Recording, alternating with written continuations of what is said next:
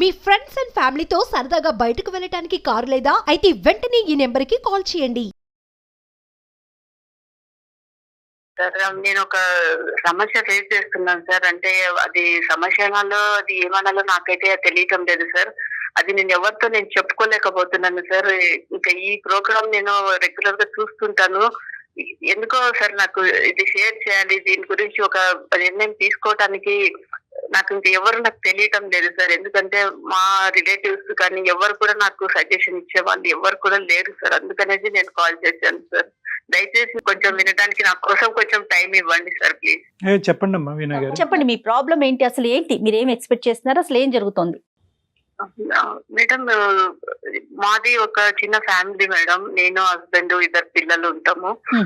మేము మంచిగా మా ఫ్యామిలీ బాగా జరుగుతుంది. అంటే మా హస్బెండ్ కూడా మంచి ఉద్యోగం చేస్తున్నారు, బాగుండే వాళ్ళ మేడం. ఒక 2 years నుంచి చాలా కష్టాలు పడుతున్నాం మేడం. ఎందుకంటే ఒక సిచ్యువేషన్ ఒకటి మా లైఫ్ లో అనుకోకుండా ఒకటి జరిగింది మేడం. అదేంటంటే మా హస్బెండ్ కు రెండు కళ్ళు ఒక యాక్సిడెంట్ లో పోయాయి మేడం. అప్పుడు ఆ 2 years నుంచి ఆయన బెడ్ లోనే ఉన్నారు మేడం. ఆయనకు సరిగా ట్రీట్మెంట్ కూడా ఇప్పించలేకపోతున్నారు మేడం. ఎందుకంటే మేము ఫైనాన్షియల్లీ చాలా ఒక దిగజారిపోయిన స్థితిలో ఉన్నాం మేడం. ఎందుకంటే ఆయన మాత్రం సంపాదిస్తున్నారు. ఇప్పుడు సడన్ గా ఆయనకి ఇలా జరిగింది కదా, ఆయన బెడ్ లో ఉన్నారు. ఇద్దరు పిల్లలు చూస్తే చిన్న వాళ్ళుగా ఉన్నారు మేడం. వాళ్ళు స్కూల్ కి వెళ్ళే పిల్లలు మేడం. నాకు ఎవరు కూడా సపోర్ట్ చేసే వాళ్ళు ఎవరు లేరు మేడం. మీ వయసు ఎంతమ్మా? పిల్లల వయసు ఎంత? మీ వారి వయసు ఎంత? ఎంతకాలం అయింది పెళ్ళి? సార్ మా వారి వయసు 41 సార్. మీదమ్మా? నాకు 34 ఉంది సార్. 34. పిల్లలమ్మా? పిల్లలు ఒకరు 12 సంవత్సరాలు ఒకరు ఉన్నారు సార్. ఇంకొకరు 14 years ఒకరు. ఓకే ఓకేనమ్మా. మీరు చాలా సంవత్సరాలు బట్టి బెంగళూరులోనే సెటిల్ అయ్యి ఉన్నారు. మీరు చదువుకున్నారా వీణా గారు? నేను చదువుకున్నాను సార్. నేను డిగ్రీ చేశాను సార్. కానీ ఎక్కడ నేను జాబ్ అయితే నేను చేయలేదు సార్. చేసే అవసరం నాకు రాలేదు సార్. అతనే చేసేవారు. అంటే పిల్లలు కరెక్ట్ గా వయసుకు వచ్చి ఉన్నారు. ఇప్పుడు మీ వారైతే కనుక కంటిన్యూస్ గా జాబ్ లోనే ఉన్నారు. బిజినెస్ కాదమ్మా అతను చేసేది జాబ్. ఆయన చేసే జాబ్ సార్ అది ఒక సెమీ గవర్నమెంట్ లాగా ఉంది సార్. అదే కంపెనీ దాంట్లో చేస్తున్నారు. ఆయనకు 40,000 వరకు శాలరీ వస్తుంది సార్. అప్పుడు సమస్య ఏంటండి చెప్పండి మేడం. సమస్య ఇప్పుడు ఆయన జాబ్ కు వెళ్ళట్లేదు. ఇంకా మాకు ఇల్లు జరగడం చాలా కష్టం అయిపోయింది మేడం. ఇంకా నేను కూడా కొన్ని చోట్ల అక్కడ ఇక్కడ ప్రయత్నాలు చేశాను, కానీ చాలా తక్కువ శాలరీ ఇస్తామంటున్నారు. అలాగే మా హస్బెండ్ ఎక్కడ వర్క్ చేస్తున్నారో వాళ్ళను నేను కాంటాక్ట్ అయ్యాను మేడం, అప్రోచ్ అయ్యాను. వాళ్ళు ఏం చెప్పారంటే వాళ్ళు జాబ్ ఇస్తామన్నారు సార్. నేను వెళ్ళి కలిశాను సార్ జిఎం గారిని. Very good. వాళ్ళు జిఎం గారు నా ప్రొఫైల్ అన్ని చూసారు. నేను కూడా డిగ్రీ చేశాను కదా, చూసారు. వాళ్ళు ఓకే మేము మీ ఫ్యామిలీకి మేము సపోర్ట్ ఇస్తాము, మీకు జాబ్ ఇస్తాము అనేసి వాళ్ళు ఒప్పుకున్నారు సార్. వాళ్ళు శాలరీ అమ్మా శాలరీ మాట్లాడారా? సార్ శాలరీ కూడా ఒప్పుకున్నారు సార్. అంటే నా స్కిల్స్ అవే వాళ్ళు ఇంటర్వ్యూ చేశారు సార్. వాళ్ళకు నచ్చినారు. అంటే నా పర్ఫార్మెన్స్ వాళ్ళకి నచ్చింది సార్. అలాగే శాలరీ కూడా 60+ వరకు ప్లస్ నుంచి శాలరీ స్టార్ట్ అవుతుంది. స్టార్టింగ్ ఎందుకమ్మా ఎక్కువ ఎందుకు ఇస్తున్నారు మీకు? అంటే సార్ నేను వాళ్ళ కంపెనీకి నేను వర్క్ చేయడానికి కొన్ని నా దగ్గర ఎక్స్ట్రా స్కిల్స్ ఉన్నాయి సార్. సో మీ చదువు మీకు ప్లస్ అయింది అనుకోవాలి, అంతే కదా? అది అనుకోకుండా ప్లస్ అయింది మేడం. అందుకనేసి వాళ్ళకు ఎలాంటి క్యాండిడేట్ కావాలో అలాంటి ఒక క్యాండిడేట్ గా నేను దొరికానని వాళ్ళు హ్యాపీ అయ్యారు మేడం. సంతోషం కదా మేడం? చాలా సంతోషంగానే ఉంది. కానీ మేడం వాళ్ళు ఒకటి అడిగారు మేడం, అది ఎలా చెప్పాలో మీకు నాకు తెలియటం లేదు మేడం. వాళ్ళు అంటే ఎవరమ్మా?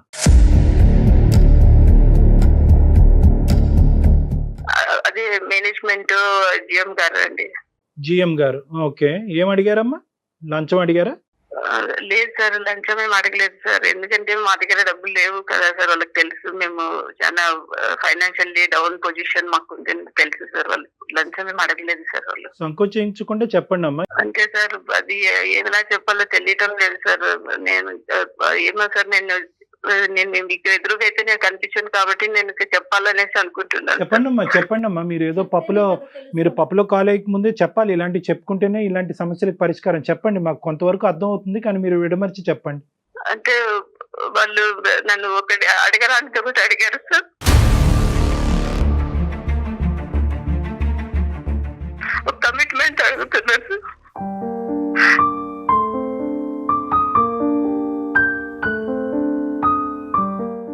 అతను మీకు ఇంతకు ముందు పరిచయం ఉందమ్మా? అంటే మీ హస్బెండ్ వర్క్ చేస్తున్నప్పుడు ఎప్పుడన్నా మీరు కనిపించారు అతనికి ఎక్కడన్నా ఫంక్షన్స్ లో కానీ ఏదైనా?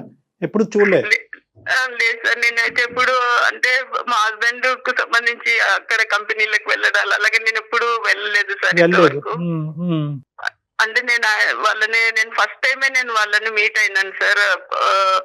అంటే జాబ్ విషయంలోనే నేను వాళ్ళని మీట్ అయినాను. ఇంతవరకు నేనైతే ఎప్పుడు చూడలేదు సార్ వాళ్ళని. అమ్మా అసలు లోపల నుంచి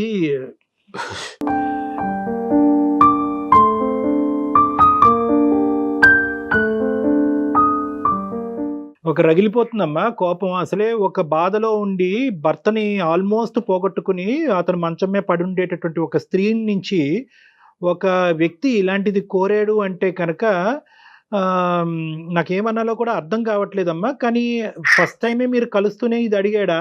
నీకు జాబ్ ఇస్తున్నాను కాబట్టి నువ్వు నాకు ఇది చేయాలని డైరెక్ట్ గా అడిగేశాడా? లేదు సార్, ఫస్ట్ నేను వెళ్ళినప్పుడు నాతో మంచిగా మాట్లాడారు. మీకు జాబ్ ఇస్తున్నాము, ఇలాగే 60,000 మీకు శాలరీ ఉంటది అన్ని చెప్పారు సార్. నేను సంతోషంగా నేను ఇంటికి వచ్చేసి మా వారికి పిల్లలకు కూడా చెప్పాను సార్. వాళ్ళు కూడా చాలా హ్యాపీ అయ్యారు సార్. దేవుడు మనల్ని వదలలేదు, మనం ఇంకా హ్యాపీగా ఉంటాము అనేసి చాలా హ్యాపీ అయ్యారు సార్. తర్వాత మళ్ళీ కాల్ వచ్చింది సార్, ఒకసారి వచ్చి మీరు ఆఫీస్ కు కలవండి అనేసి. నేను మళ్ళీ ఆఫీస్ దగ్గరికి వెళ్ళాను సార్. మీ సర్టిఫికేట్ తీసుకొని రండి అన్నారు. తీసుకొని వెళ్ళాను సార్. తీసుకొని వెళ్ళినప్పుడు అప్పుడు ఆ టైంలో ఆయన చెప్పారు, మీకు ఉద్యోగం ఇస్తున్నాము, మళ్ళీ మీరు మమ్మల్ని సంతోష పెట్టరా అని అన్నారు సార్. నాకైతే అర్థం కాలేదు ఏం అడుగుతున్నారు.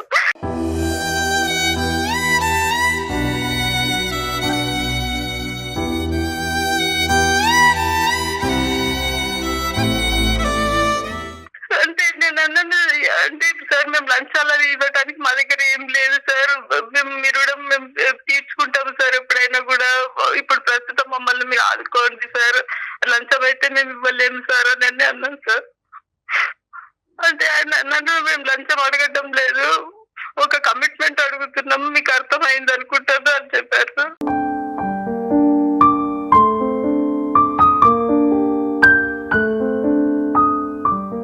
చెప్పులు వేసుకుని వెళ్ళావుగా? అవును సార్. మరి ఎడం కాలు చెప్పు ఎందుకు తీయలేదు? సార్ అది నా పరిస్థితి ఇలా ఉంది, నేను ఏం చేయాలో ఒక కన్ఫ్యూజన్ లో ఉన్నాను సార్. వీణా, ఏం పరిస్థితి అమ్మా? ఏం పరిస్థితి? అతను అడిగింది ఏంటి, మీరు మాట్లాడేది ఏంటి? మేడం పరిస్థితులు అంటే ఏంటి? మేడం నేను ఒక 2 years నుంచి 2 సంవత్సరాల నుంచి ఎంత కష్టపడుతున్నాను అయ్యుండొచ్చు. తెలియదు మేడం. నా హస్బెండ్ ట్రీట్మెంట్ ఇవ్వలేకపోతున్నాను, పిల్లలకు సరైన భోజనం పెట్టలేదు, పిల్లలు స్కూల్ ఫీజులు కట్టలేకపోతున్నాను, చాలా బాధపడుతున్నాను మేడం.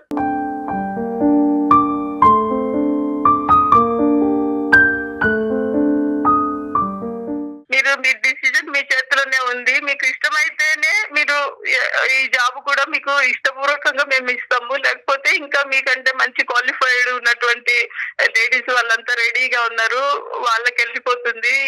చూడండి, ఆలోచించుకోండి, మీ ఇష్టము. మేమైతే మాకు కావాల్సింది మేము చెప్పినాము, అది మీ పర్సనల్, మీరు ఆలోచించుకొని మీకు ఉద్యోగం కావాలంటే మీరు ఒక డేట్ మేము ఇస్తాము, ఆ డేట్ కు మీరు మా దగ్గరికి వచ్చేసేయాలి అని చెప్పారు మేడం. తర్వాత ఇంకా నేను చాలా ఆలోచించాను సార్. నేను టైం తీసుకున్నాను, ఒక వారం రోజుల నుంచి ఆలోచిస్తున్నాను. 10 days అయిపోతా ఉంది ఆలోచిస్తున్నాను. వాళ్ళు నన్ను ఇంకా నెక్స్ట్ మంత్ 1st నుంచి వచ్చి జాయిన్ అవ్వాలి సార్ జాబ్ కు అని చెప్పారు. సారీ వీణా, నీకు అడ్డుపడుతున్నానమ్మా, తప్పుగా అనుకోవద్దు. ఆలోచించటం అంటే ఏంటమ్మా? అంటే ఉద్యోగం తీసుకుని ఆడు కమిట్మెంట్కి అగ్రీ అవ్వాలనా, లేదంటే మర్నాడు వెళ్ళి చెప్పించుకుని కొట్టాలనా, లేదంటే వాడితో ఎటువంటి కమ్యూనికేట్ చేయకుండా ఇంకోటి ఏదో నీ స్థాయికి నీ డిగ్రీకి తగ్గట్టు 20,000 వచ్చినా చాలు అనేటటువంటి ఉద్యోగానికి పోవాలన్నా? ఆలోచించడం అంటే ఆ 10 రోజుల పాటు ఏం ఆలోచించావు నాకు ఒక్కసారి చెప్పు. సార్ నేను ఏం ఆలోచించానంటే, ఇప్పుడు నేను ఉండే పరిస్థితుల్లో నాకు 10,000 ఒక 20,000 అలాంటి శాలరీస్ అలాంటి జీతం అయితే నాకు సరిపోదు సార్. ఎందుకంటే మా వారికి పెద్ద ట్రీట్మెంట్ ఉంది సార్, 2 కాళ్ళు లేవు కాబట్టి. నీ వ్యక్తిత్వానికి ఎంత వెలకడతావమ్మా? వీణా, ఒక్క నిమిషం. నీ వ్యక్తిత్వానికి, నీ పర్సనల్ ఇంటిగ్రిటీకి, ఒక స్త్రీకి ఉండేటటువంటి గౌరవప్రదమైనటువంటి ఒక స్థానానికి, ఒక తల్లికి ఉండేటటువంటి పొజిషన్కి, గౌరవనీయులైనటువంటి ఒక భార్యగా ఉండేటటువంటి పొజిషన్కి ఎంత వెలకడదాం? 20,000, 30,000, ₹1,00,000, 2 లక్షల?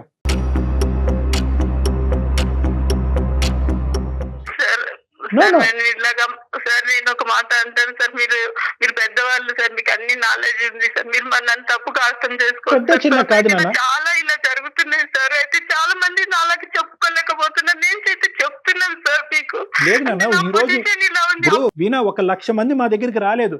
మా దగ్గరకు వచ్చినటువంటి ఆ 1,00,000 మందిలో ఒక స్త్రీ వీణ అనేటటువంటి వ్యక్తిని వచ్చినప్పుడు ఆ అమ్మాయి యొక్క అమాయకత్వం లేదంటే ఇమోషన్స్ లో తీసుకునేటటువంటి నిర్ణయాన్ని కడిగి పారేయవలసినటువంటి బాధ్యత మా మీద ఉంది. కాబట్టి నేను నీతో ఇంత గట్టిగా మాట్లాడుతున్నాను.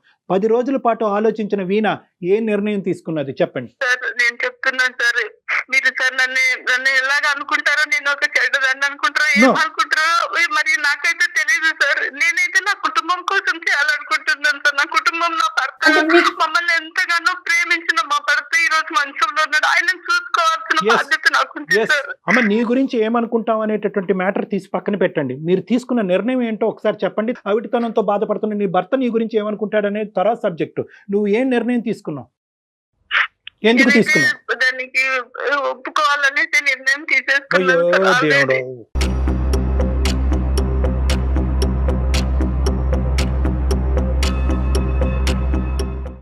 మరి ఇలాంటప్పుడు మరి మాకెందుకు కాల్ చేసావమ్మా వీణ? మెయిల్ ఎందుకు పెట్టారు మీరు? అంటే మీరు చేసేదాన్ని ప్రోత్సహించాలని చేశారా? ఓకే అమ్మా, వెరీ గుడ్, కంగ్రాట్స్ అని చెప్పేసి డాక్టర్ గారు నేను చెప్తాను అనుకున్నారా? లేదు మేడం, నాకు అలాంటి ఉద్దేశం లేదు మేడం. ఇది నేను ఎవరితో షేర్ చేసుకోలేకపోతున్నాను మేడం. నా ఇంట్లో నా భర్తను చూస్తే నాకు దుఃఖం కాదమ్మా, నువ్వు వస్తుంది. షేర్ చేసుకోవటం కోసం చేసావా, సలహా కోసం చేసావా? ఇప్పటి వరకు 12-13 సంవత్సరాల పాటు అబద్ధం ఆడినటువంటి నీ భర్త మంచం మీద కూర్చుని, ఏవండి నేను ఇలా 60,000 జీతం తీసుకునే ఉద్యోగం తీసుకోబోతున్నాను, దానికి ఈ కమిట్మెంట్ కూడా ఉంది అని చెప్పే దమ్ము ధైర్యం నీకు ఉందా నాన్న? సార్ నేను అలా చెప్పలేను సార్. నేను లైఫ్ లో ఎప్పుడు ఆ మాట అంటే చెప్పలేను నీకు అంత సార్. అంత ధైర్యం లేదు సార్ నీ నాకు. అంతరాత్మకు తెలుసు 60,000 అనేటటువంటిది నీ కుటుంబాన్ని తీసి గట్టెక్కిస్తాదనే నమ్మకం నీకు ఎంత ఉందో, నువ్వు తప్పు చేస్తున్నావు అనేది నీ అంతరాత్మకు తెలుసు. కాబట్టి నీ భర్త కళ్ళల్లోకి చూసి చెప్పలేనటువంటి దుర్భర పరిస్థితిలో నువ్వు ఉన్నావు వీణా. ఒక్కసారి దాన్ని తట్టు. బయట సూపర్ఫిషియల్ గా మాట్లాడేటటువంటి కనిపించేటటువంటి ఈ బాధలను కాదు, లోపల ఉండేటటువంటి అంతరాత్మ ఈ రోజు కాదు రేపు అడుగుతుంది ప్రశ్నలు, నిన్ను చంపేస్తుంది, ప్రశ్నలతో చంపేస్తుంది నీ అంతరాత్మ. రేపొద్దు నిన్ను పడుకోనివ్వదు, తిన్నివ్వదు, ఒక తల్లి పాత్రలో ఒక భార్య పాత్రలో కూర్చునే స్థానాన్ని నీకెవ్వదు. కోల్పోతావమ్మా. నీ వైపు నీ అంతరాత్మ పదే వేలెత్తి చూపెట్టి మూర్ఖురాలా ఎంత పిచ్చి పని చేసావు అనేటటువంటిది ఒక భాష వాడుతుంది. అది తట్టుకునే దమ్ము ధైర్యం నీకు ఉందో లేదో ఒక్కసారి ఆలోచించుకో. సార్ చాలా ఆలోచించాను సార్. రాత్రి మొదలు నేను ఇదే ఆలోచించాను సార్. నేను ఏం చేస్తున్నాను ఈ 10 రోజులు నాకు తెలియలేదు సార్. ఈ 2 సంవత్సరాల పాటు ఇల్లు ఎలా గడిచింది సార్ చాలా ఘోరంగా గడిచింది సార్. ఎక్కడెక్కడో అప్పులు తీసుకున్నాం సార్. ఆ అప్పుల వాళ్ళకి ఇప్పుడు అప్పులు కూడా కట్టలేని స్థితిలో ఉన్నాము. వాళ్ళు వచ్చి ఒకటే గొడవలు చేస్తున్నారు Desperate సార్. situation లో ఇంకా దీనికోసమే depression సార్ నాకు కేవలం నా శరీరాన్ని నేను చూసుకోవడం లేదు సార్. నా శరీరం మలినం అయిపోతుంది. నా ఫ్యామిలీ ముఖం చూసి నేను ఇలా చేస్తున్నాను సార్.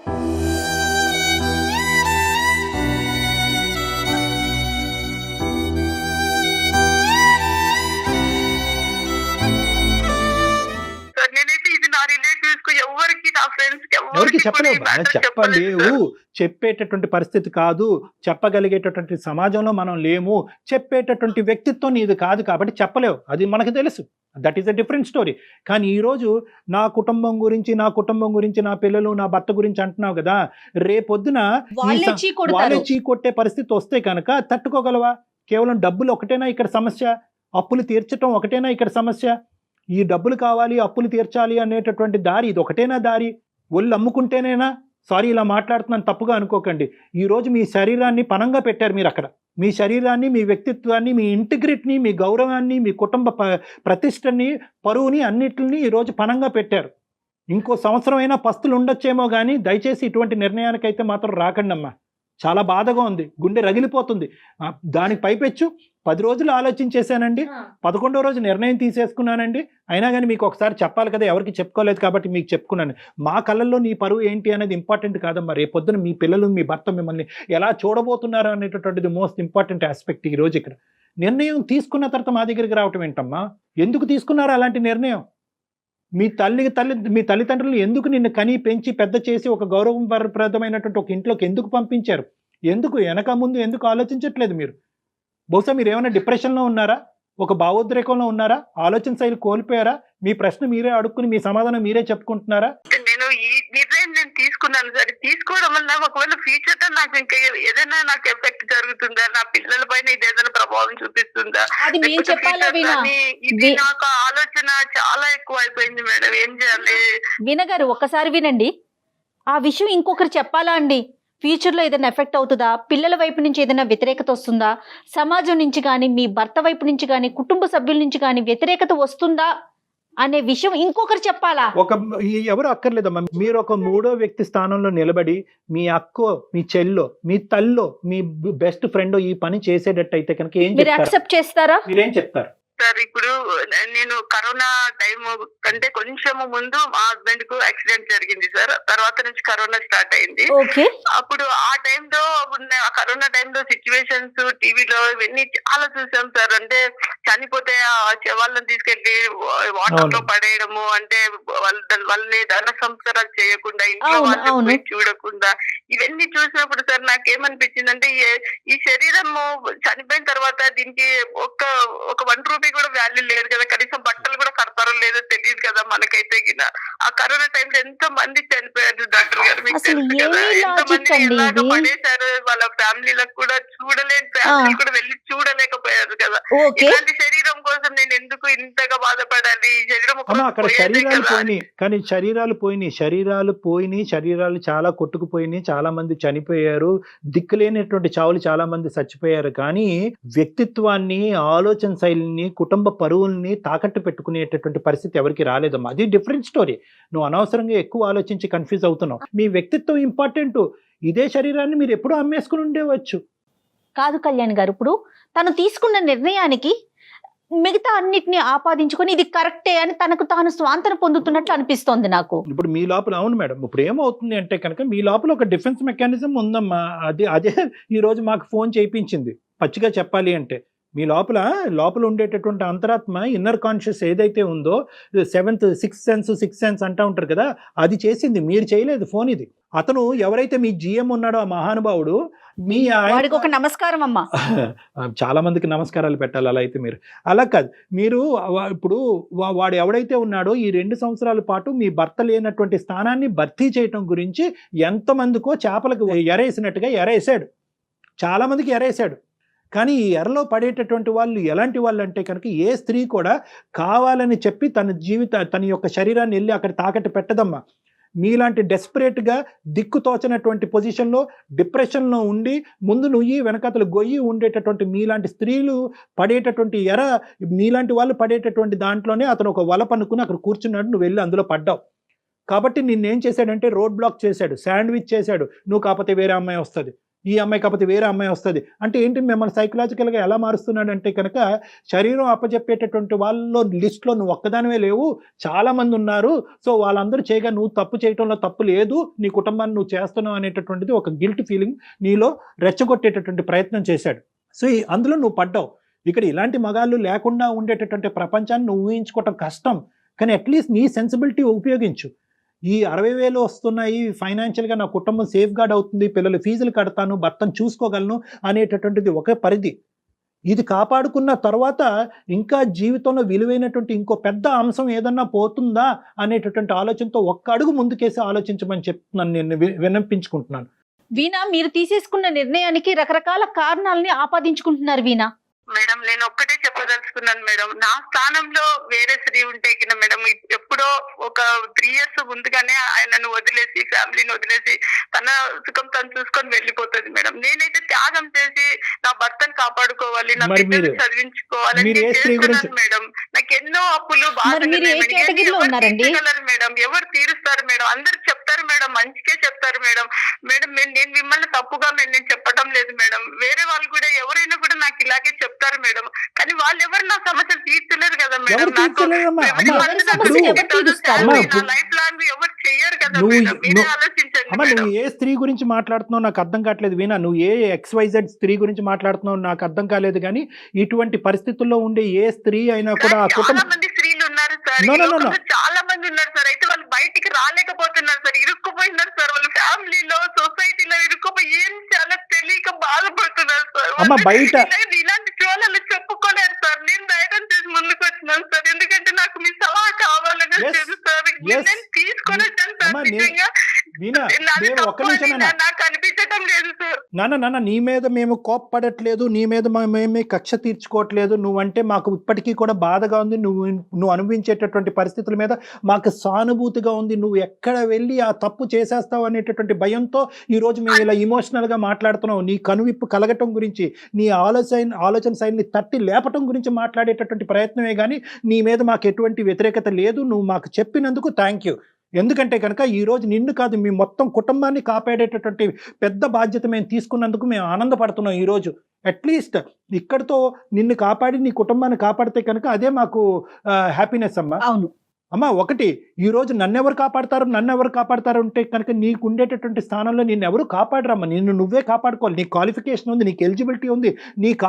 నీ క్వాలిఫికేషన్ చూసి ఆ జిఎం గాడు కళ్ళు బైర్లు గమ్మి నీ 40,000 కాస్త 60,000 చేశాడు. ఇంకో చోట రాదా 40,000 జీతంతో? నీకు ఎన్ని ప్రయత్నాలు చేసావు ఈ 2 సంవత్సరాలతో? ఎన్ని అప్లికేషన్స్ పెట్టావు? ఎన్ని ఇంటర్వ్యూస్ చాలా పెట్టండి? ప్రయత్నాలు చేశాను సార్. No, ఇక్కడ అమ్మా. కూడా సార్ 20,000 10,000 కంటే ఎక్కువ ఇవ్వమంటున్నారు సార్. అమ్మా 10,000 నో అమ్మా నో తల్లి నో 10,000 సార్, ఇది నా భర్త ఉద్యోగం సార్. దీన్ని నేను ఎలా వదులుకోగలను నువ్వు చెప్పండి సార్. 40,000 ఫిగర్ చూసి ఒకేసారి 60,000 చూసేటప్పటికి నీ కళ్ళు బయర్లు గమని. నువ్వు ఏదో ఒక కొత్త ప్రపంచాన్ని చూడటం మొదలు పెట్టావు. ఇదేంటి ఒక లాటరీ టికెట్, ఒక బోనస్ తగిలినట్టుగా నువ్వు ఫీల్ అవుతున్నావు. కాబట్టి నీకు 60 మీరు మా నీకు ఇంటికి వచ్చి సార్, నా నానా, భర్త నీకు- మంచంలో ఉన్న నా భర్తను, నా బిడ్డలను, మీరు నా ఫ్యామిలీని, నా ఇండ్లను చూస్తే మీరు అంటారు సార్, వీణా మీరు తీసుకున్న నిర్ణయం కరెక్ట్ అని మీరు No, అంటారు no. సార్. నా పరిస్థితి No, no, అంత అమ్మా. ఘోరంగా ఉంది సార్. పేక- వాడక కూడా కట్టలేని పరిస్థితిలో నా ఉన్నాను పీక సార్ మీద నేను. కత్తి పెట్టినా నేను చెప్పనమ్మా అది కరెక్ట్ డెసిషన్ అని చెప్పి. నా పీక మీద కత్తి పెట్టినా కూడా నువ్వు తీసుకున్న డెసిషన్ కరెక్ట్ అని చెప్పట్లేదు. ఎందుకంటే దుర్భర పరిస్థితి నీకు ఉంది, నేను అది కాదనట్లేదు. అది నీ బాధ మాకు లేదు కాబట్టి ఈ స్థానంలో కూర్చొని మేము బిగ్గరగా గట్టిగా మాట్లాడుతున్నావు. నువ్వు చూసేటటువంటి వాళ్ళు చాలా మంది అనుకోవచ్చు. But at the end of the మరి డే అలాంటి వాళ్ళకు ఎలాగ పరిష్కారం అంటే ఏమి అమ్మ నీకు ఉండవు పరిష్కారం లేదు అని కాదమ్మా. నేను చెప్పేది ఒక 2 నిమిషాలు విను. నీ ఫిక్స్డ్ ఐడియాతో నువ్వు మాట్లాడేటట్టు అయితే కనుక నీ మాటలోనే ఇంకా కొట్టుకుపోతూ ఉంటావు. నువ్వు చాలా ఫిక్స్ అయిపోయి అందులోకి ఏదో విధంగా దూరిపోవాలి. నెక్స్ట్ మంత్ 60,000 శాలరీ తీసేసుకుని అప్పులు వాళ్ళని అందరికీ కట్టేసి వాళ్ళని దూరం పెట్టేసేయాలి అనేటటువంటి ఫిక్స్డ్ ఐడియాతో మాట్లాడితే ఇంకా నువ్వు ఎంతమందిని నా ప్రపంచాన్ని మొత్తాన్ని కూడా నీ యొక్క ఆలోచన అసలు శైలితో ఎవరికి కన్విన్స్ చెప్పాల్సిన అవసరం కూడా లేదు నువ్వు అప్పుడు. కన్విన్స్ చేసేది మమ్మల్ని కాదు, నీ మనస్సాక్షిని కన్విన్స్ చేసుకో. నేను మళ్ళీ చెప్తున్నాను, అది రేపొద్దున నీ పిల్లలతో సహా, నీ భర్తతో సహా ఎంతో కాలం కూడా ఈ గిల్ట్లో నువ్వు ఇది సీక్రెట్ కింద దాయలేవమ్మా. ఏదో రోజు నీ మనసు విప్పి మాట్లాడుతావు, ఇంకోళ్ళ ద్వారానో ఇంకో విధంగానో వాళ్ళకి తెలుస్తుంది. అప్పుడు నీ పరిస్థితి ఏంటి అనేటటువంటిది ఆ మెత్తెక్కి కూడా ఆలోచించు. Yes.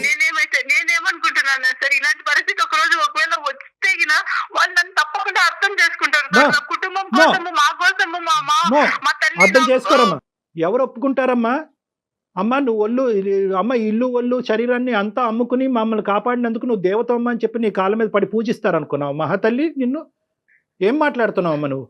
సార్ వాళ్ళు ఒకవేళ సరే సార్ మీరు అన్నట్టు వాళ్ళు నన్ను యాక్సెప్ట్ చేయకపోయినా పర్వాలేదు సార్. వాళ్ళ కోసం త్యాగం చేస్తారా? నా కుటుంబం కోసం నేను వీణా? ఒక త్యాగం భగవంతుడా. చేసినాను అనేసి అమ్మా, నా వీణా, తెలుసు ఒకటి. నేను నీ బాధ నాకు పూర్తిగా అర్థమైంది. నీకు ఉండేటటువంటి ఏ విధంగా ఎంత బాధని ఎంత శోకాన్ని నువ్వు అనుభవిస్తే కనుక ఈరోజు ఇక్కడి వరకు దిగజారిపోయి నువ్వు మాట్లాడుతున్నావు అన్నది మాకు అర్థమవుతుంది. కానీ ఒక్కసారి నా మాట విను. ఈరోజు నువ్వేమంటున్నావు, జాబులు వస్తున్నాయండి కానీ ఏదో ఆ 10,000 20,000కి వస్తున్నాయి, ఆ 10,000 20,000తో నేను ఎలా అండి సర్దుకుపోను అనేటటువంటి మాట నువ్వు అంటున్నావు. కానీ ఇక్కడ చాలా ఇంపార్టెంట్ పాయింట్ ఏంటంటే ఆ 20,000 ఈరోజు మాకు 20 లక్షల్లా కనిపిస్తుందమ్మా. నీ 60,000 కంటే, నీ 60,000 కంటే కనుక ఆ 20,000 నీ వ్యక్తిత్వాన్ని, నీ జీవితాన్ని, నీ ప్రపంచాన్ని, నీ లోకాన్ని కాపాడేటటువంటి 20,000. ఆ 20,000 అలా కాపాడుకుంటూ పోతే ఆ ఎక్స్పీరియన్స్ ఉపయోగించుకుంటే కనుక ఒక 6 నెలల తర్వాత వేరే చోట అప్లై చేస్తే 30,000 వస్తుందమ్మా. మేము ప్రపంచాన్ని చూసామమ్మా. ఒకేసారి వేలకు వేలు వచ్చేవి 30,000 వీణా. 30,000ని కాపాడుకుంటూ ఒక 2-3 కోర్సులు చేసుకుంటూ నీ కరికులం బయటని కొద్ది బిల్డప్ చేసుకుంటే 40,000 వస్తాయమ్మా. తర్వాత 60,000 వస్తాయమ్మా. ఒక 2 సంవత్సరాల్లో 1,00,000 వస్తుందమ్మా. ఇది ప్రపంచం. మనకు వచ్చే 20,000 10,000తోనే మీరు అంటున్నారు కదా సార్ పెరుగుతాయని. మరి నా భర్త కాళ్ళు రావాలి, ఆయన కాళ్ళు నేను ఆపరేషన్లు సర్జరీలు చేపించాలంటే లక్షల్లో తీసుకుంటారు సార్. హాస్పిటల్లో ఖర్చులన్నీ మీకు తెలుసు సార్ ఎలా ఉంటాయి అనేది. మరి నేను ఆ వేళ్లతో నా ఇల్లు గడుపుకోవాలి, ఆయనకు ట్రీట్మెంట్ నేను ఎలాగ ఇప్పించగలను సార్? ఆయన నేను నడిపించాలి సార్, ఆయన నడవాలి సార్. ఎందుకంటే ఆయన నా భర్త కాబట్టి. ఆయన కోసం, ఆయన మా కోసం ఎంతో చేశారు. నేను ఇప్పుడు ఆయన కోసం ఏమో చేయాలి సార్. అమ్మ, అదే నాకు సార్, ఫైనాన్షియల్ ఒకవేళ నేను చెడ్డదాన్ని మీరు అన్నా పర్లేదు, నేను అనట్లేదు అమ్మా, పర్వాలేదు నువ్వు సార్. చెడ్డదనం అని అనట్లేదు, నువ్వు అమాయకురాలు, ఇది పిచ్చితనం అని ఇందాక నుంచి అందుకే అంటున్నాను. నిన్ను బ్యాడ్ అనట్లేదు, మ్యాడ్ అంటున్నాను. నీకు తెలియట్లే, నువ్వు చేసేటటువంటి నీ ఆలోచన సరిగ్గా ఒకటమ్మా, ఫైనాన్షియల్ డిమాండ్ బట్టి దిగజారిపోయేటటువంటి దుస్థితికి మన సమాజం ఇంకా పోలేదమ్మా. క్యాన్సర్ ఉందనో, కుంటితనం ఉందనో, అవిటితనం ఉందో అని చెప్పి స్త్రీలు వాళ్ళ యొక్క శరీరాన్ని అమ్ముకోవటం మొదలు పెడితే కనుక మన భూమాత మనల్ని క్షమించదమ్మా. దయచేసి కాసేపు కూల్గా ఉండి ఆలోచించడానికి ట్రై చేయి. నీ యొక్క హస్బెండ్కి బహుశా అతని అవిటితనానికి మీకు ఫైనాన్షియల్గా సపోర్ట్ కావాలి అంటే మనం ఏదన్నా ఒక స్క్రోల్ ద్వారానో లేదంటే ఒక ఫోన్ నెంబర్ డిస్ప్లే చేసో ఎవరన్నా కాంట్రిబ్యూటర్స్ ఉంటే కనుక, ఎవరన్నా పెద్ద మనసుతో ఉండే దాతలు ఉంటే కనుక వాళ్ళందరి ద్వారా మనం కాంట్రిబ్యూషన్ తీసుకొచ్చి మీకు హెల్ప్ చేసేటటువంటి ప్రయత్నం చేద్దాం. దానికి వేరే దారులు ఉన్నాయి. సార్ ఇదంతా నిజంగా అవుతుందంటారా సార్? అంటే క్రౌడ్ ఫండింగ్ ఇవన్నీ నేను కరోనా టైంలో అప్పుడంతా నేను వింటున్నాను సార్, కానీ నిజంగా అలా హెల్ప్ చేసే వాళ్ళు వస్తారా? డెఫినెట్ గా ఉందమ్మా. ప్రయత్నానికి మించినటువంటిది ఏమీ లేదమ్మా. నీ స్టెప్ నువ్వు తీసుకుపోయేటటువంటి స్టెప్ ముందు పోలిస్తే కనుక ఈ ప్రయత్నాలన్నీ చాలా చిన్న స్టెప్సే. అయితే వీణ ప్రతిదీ ఇలా చిటికేస్తే అయిపోదు, దానికి మన ప్రయత్నం ఉండాలి, పేషెన్స్ ఉండాలి, ఓపిక ఉండాలి. ఇలా తొందరపాటు నిర్ణయాలు తీసుకున్నటువంటి పరిస్థితిలో ఉండాలి. మానసికంగా కుదురుగా ఉండటం అన్నది ప్రధానమైనటువంటి అంశం అమ్మా. ఎందుకంటే ఒక సింపుల్ లాజిక్ చెప్తానమ్మా నీకు. ఆ లాజిక్ చెప్పి నిన్ను ఆలోచించుకోమని చెప్పి నిన్ను వదిలేస్తాను.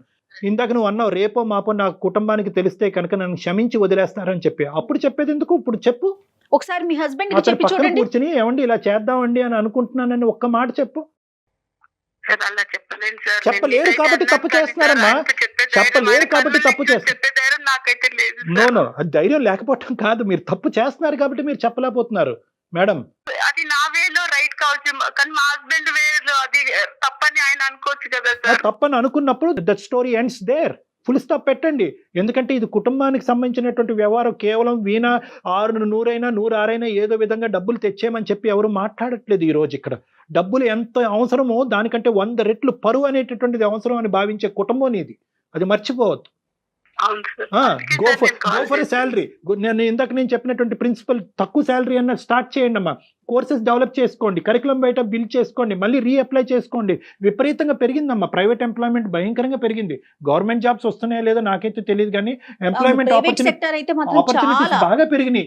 పోస్ట్ కోవిడ్ అంతా నాశనం అయిపోద్ది అనుకున్నారు ప్రపంచం అంతా. ఆపర్చునిటీస్ పెరిగినాయి, నిరుద్యోగం అనేది తగ్గింది ప్రైవేట్గా. కానీ ఎటొచ్చి ఏంటంటే స్టార్ట్లో గోస్లో ఒకేసారి నాకు అప్పులు ఎక్కువ ఉన్నాయి కాబట్టి ₹1,00,000 జీతం కావాలి అంటే అవ్వదు. 20,000 సంపాదించండి, కొద్దిగా అప్పులు తీర్చండి, 30,000 సంపాదించండి, అక్కడ అప్పులు తీర్చండి. ఏమైనా ప్రైవేట్ అప్పులు ఉంటే కనుక ఈ పే స్లిప్స్తో వెళ్ళి ఏదైనా ఒక బ్యాంక్ లోన్ తీసుకుని ఆ బ్యాంక్ లోన్ ద్వారా ఫస్ట్ ఈ ప్రైవేట్ లోన్స్ ఇష్టానుసారం వడ్డీలు వసూలు చేసి ఈ ప్రైవేట్ లోన్స్ క్లియర్ చేసుకోండి. ఈ విధంగా ఆలోచించండి. లేదంటే నా దగ్గరకు రండి, వచ్చి ఒకసారి మాట్లాడుకుందాం. హైదరాబాద్ ఒకసారి రండి వీణా, మీరు ఒకసారి డాక్టర్ గారితో కూర్చుందరు కానీ డాక్టర్ గారు మాట్లాడతారు మీతో పర్సనల్ గా. అదే మేడం, దీని గురించి ఏం చేయాలో తెలియకనే నేను మేడం మీ దగ్గరికి మెయిల్ పంపించినాను మేడం. అంటే ఇట్లా ఏదైనా సలహా నాకు ఇస్తారేమో అనే ఉద్దేశంతోనే పెట్టాను మేడం. గుడ్ లక్ అమ్మా. ఆలోచించుకుని ఒకసారి వచ్చి డైరెక్ట్ కలమ్మా. ఈ లోపల జయ గారు క్రౌడ్ ఫండింగ్ గురించి కూడా మేనేజ్మెంట్ తో మాట్లాడి ఆలోచిస్తారు. మీ నంబర్ ఏదైతే సహాయం చేయగలమో చూద్దాము. ఆ ప్రయత్నం కూడా ఖచ్చితంగా మా సైడ్ నుంచి ఉంటుంది. మాకు సహాయం చేస్తానంటే తప్పకుండా నేను మిమ్మల్ని వచ్చి కలుస్తాను సార్. సూపర్. రండి వచ్చి మాట్లాడండి. ఫస్ట్ ఆఫ్ ఆల్ మీకు ఇంకా మంచి అవగాహన అనేటువంటిది వస్తుంది డైరెక్ట్ కలిసినప్పుడు. థాంక్స్ డాక్టర్ గారు. మేడం మీకు కూడా. నమస్తే. ఓకే, థాంక్యూ సో మచ్ వీణా. నమస్తే. God bless you. Take care అమ్మా. నమస్తే. అందమైన జీవితం సమర్పిస్తున్నవారు 49 అంటే సంతోషం, 49 అంటే సంతానం.